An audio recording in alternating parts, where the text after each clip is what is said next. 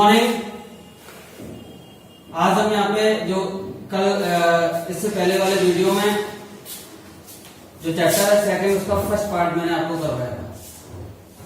Evin black एक death girl थी, उसकी स्टोरी थी उसमें। इसी का एक सेकंड जो पार्ट है इसका नाम है the shehnai of Bismillah Khan. The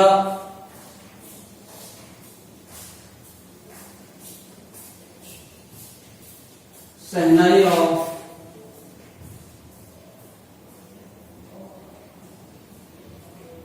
बिस्मिल्लाह खान।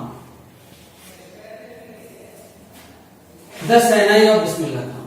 तो स्टूडेंट्स, ये जो चैप्टर है सेकंड पार्ट है, चैप्टर नंबर सेकंड का, इसमें बिस्मिल्लाह खान जो है बहुत ही अच्छे क्या यूं कहेंगे परफेक्ट शहनाई वादक थे और उन्हें शहनाई को एक अलग रूप दिया, अलग एक नाम दिया और इन्हें बाद में इनके जो नोबेल जो वर्क था, उत्कृष्ट जो कार्य था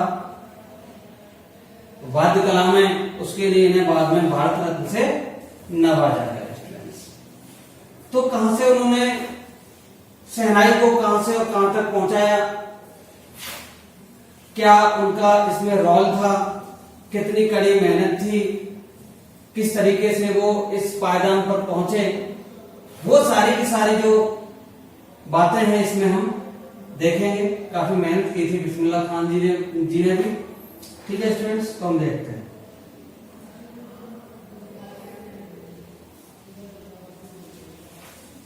Think of shehnai and the first thing you will probably imagine is a wedding or a similar occasion or function.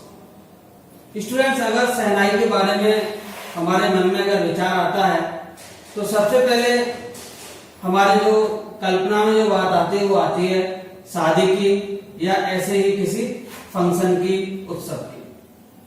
The next would probably be उस्ताद बिस्मिल्लाह खान। अगर शहनाई का नाम आता है तो दोबारा पहले तो शादी का विचार आता है कि हाँ शहनाई है वो कहाँ बजती है, शादी में। जनरली हम कह भी देते हैं कि तेरी शहनाई कब बज रही है, किसी से शादी के रिगार्डिंग अगर बात कर रहे हैं तो कहते हैं शहनाई कब बज रही है। ठीक है। दूसरा, अगर कोई इमेजिनेशन आता है दिमाग में शहनाई से जुड़ा हुआ तो वो आता है बिस्मिल्लाह खान। ये कौन? बिस्मिल्लाह खान। द शहनाई मैस्ट्रो, जो शहनाई के उस्ताद से। स्टूडेंट्स, मैस्ट्रो MESTRO, मैस्ट्रो मतलब होता है उस्ताद। क्या होता है? उस्ताद। Playing this instrument.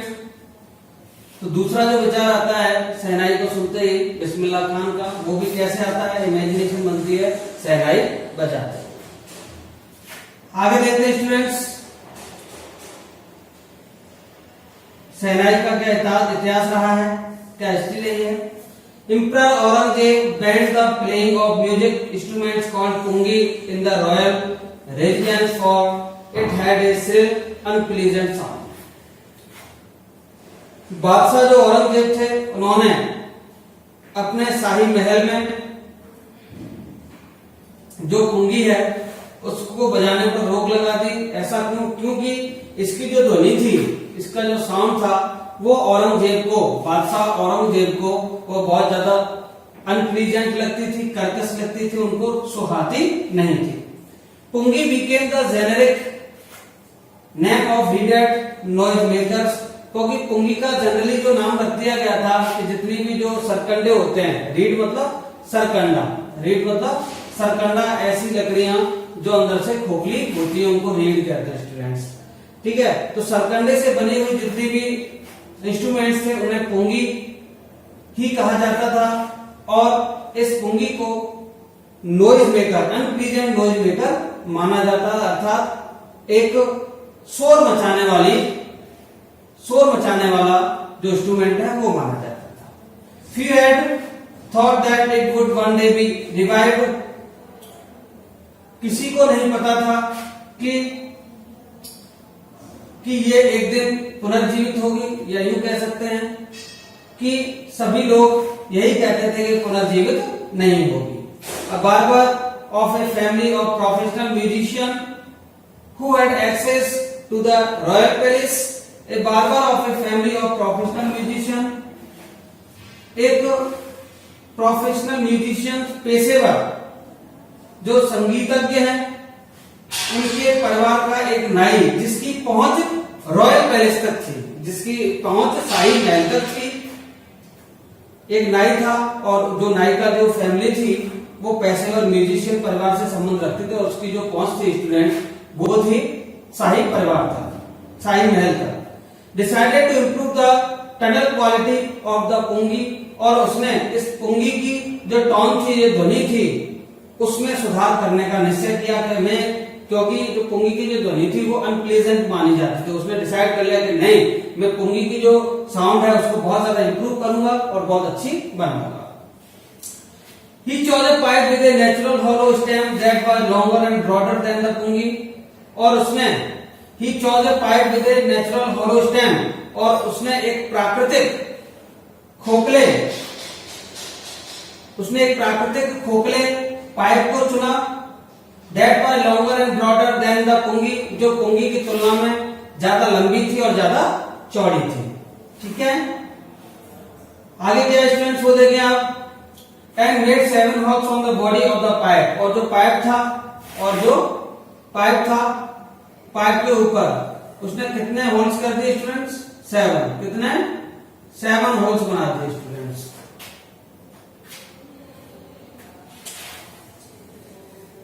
Holes on the body of the pipe, when he played on it, और जब उसने इसे बजाया, closing and opening some of these holes, इसके कुछ होल्स को आपने देखा जैसे बांसुरी बजती है, टून निकालने के लिए उसके जो एयर कॉलम्स होते हैं उनको दबाया जाता है, कुछ को खोला जाता है अलग अलग ध्वनियां निकालने के लिए।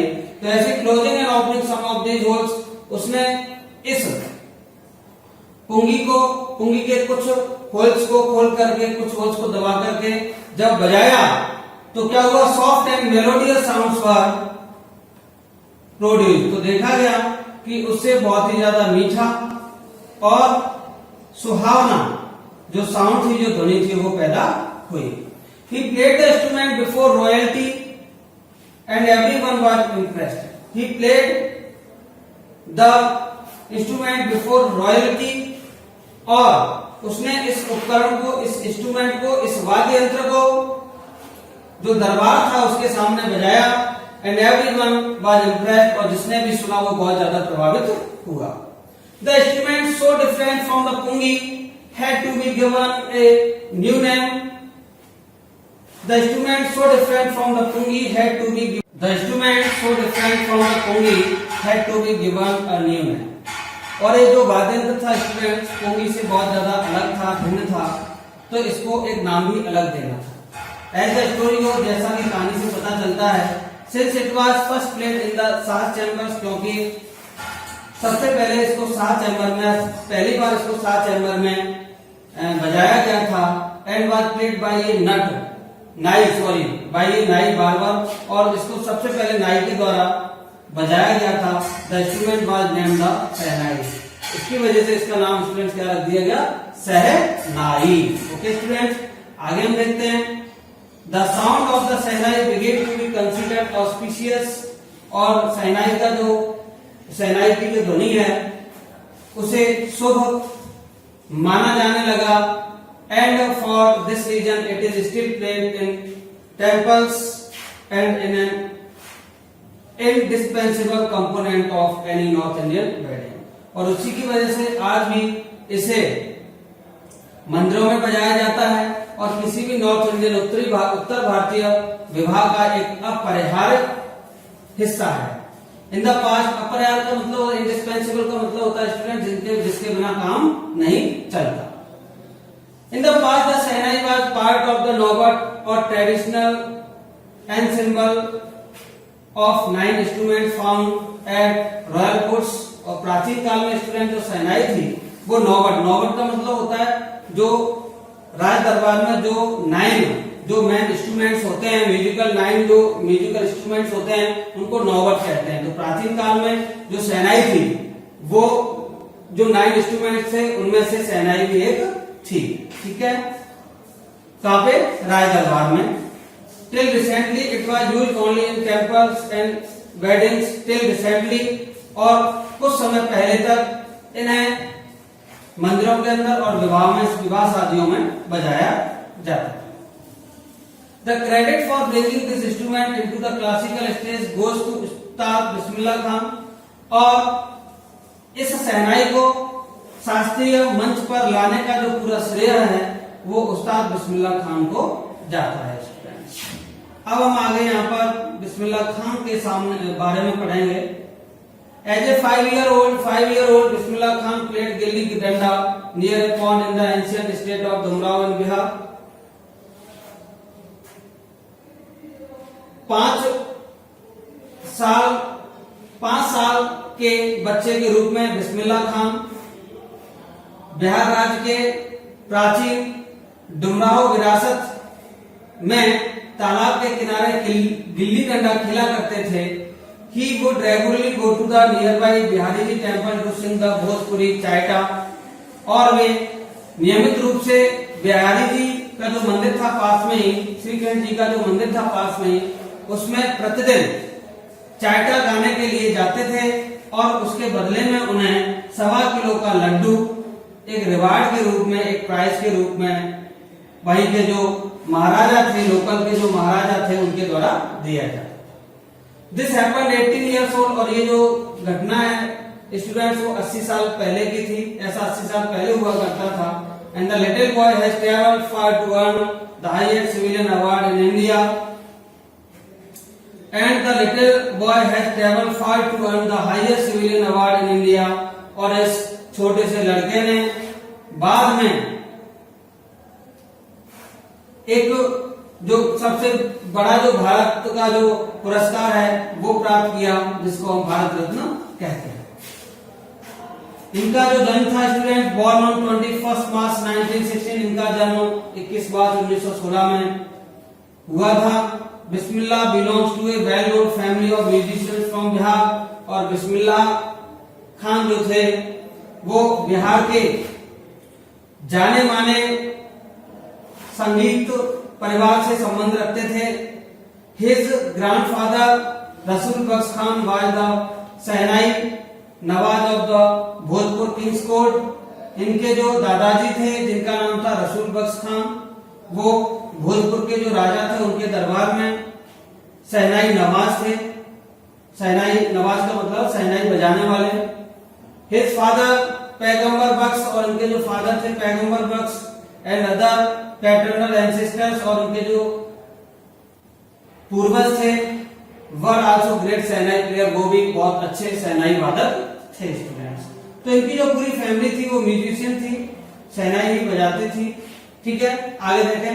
The young boy took the music early in life, और इस युवक ने बहुत कम उम्र से ही या शुरू से ही संगीत को अपना लिया था। At the age of 3 when his mother took him to his maternal uncle's house in Banaras, at the age of 3 जब ये 3 साल के थे, इनकी माँ इन्हें इनके मामा जी के घर बनारस जो कि वाराणसी है वहां पर ले गई थी। Bismillah was fascinated watching his uncles practice, तो बिस्मिल्लाह खान जो है अपने मामा की जो अभ्यास कर रहे थे, इनके मामा जी उनके अभ्यास से बहुत ज्यादा प्रभावित हुए, बहुत ज्यादा आकर्षित हुए स्टूडेंट्स। सून बिस्मिल्लाह स्टार्टेड अकम्पनिंग हिज अंकल, और जल्दी बिस्मिल्लाह खान अपने मामा जी के साथ अभ्यास करने लग गए, जिनका नाम था अली बख्श। कहां पर अभ्यास करने लग गए student? To the Vishnu temple of Banaras where Bakhsh was employed to play the shehnai, Banaras के विष्णु मंदिर में जहां पर बख्श को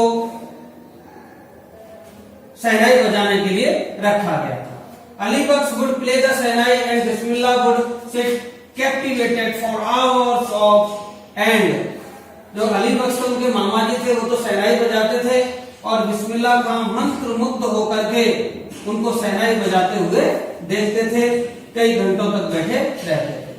He started getting lessons in playing the instrument and would sit practicing throughout the day.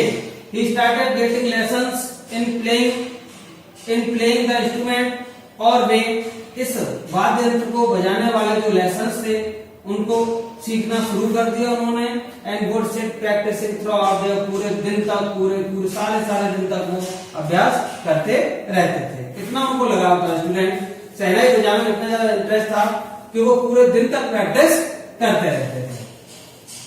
आगे देखें, he started getting lessons, आगे देखें, for years to come the temple of Balaji and Mangala Maiya and the banks of the Ganga became the young apprentice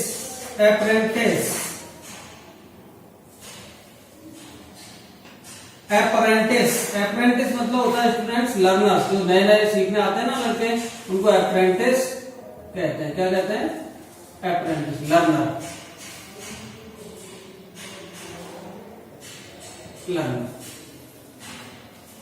देखें, for years